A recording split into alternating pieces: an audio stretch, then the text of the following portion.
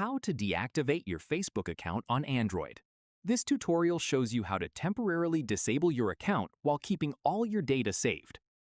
First, open the Facebook app on your Android device. From there, tap your profile icon at the bottom right of the screen. After that, tap the three lines at the top left of your profile page to open the menu. At this point, scroll down and tap Settings and Privacy, then tap Settings. Following this, scroll down and tap Account Center. From here, tap Manage Accounts at the bottom. After that, tap Manage right beside your Facebook account. At this stage, tap Deactivation or Deletion. Following this, select Deactivate Account, the first option, then tap Continue.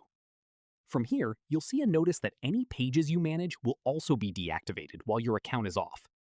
After that, tap Continue and enter your password on the next page to confirm. Finally, tap Deactivate Account to complete the process. Keep in mind that deactivating is temporary. Your profile, photos, and data are all saved, and you can reactivate anytime by simply logging back in.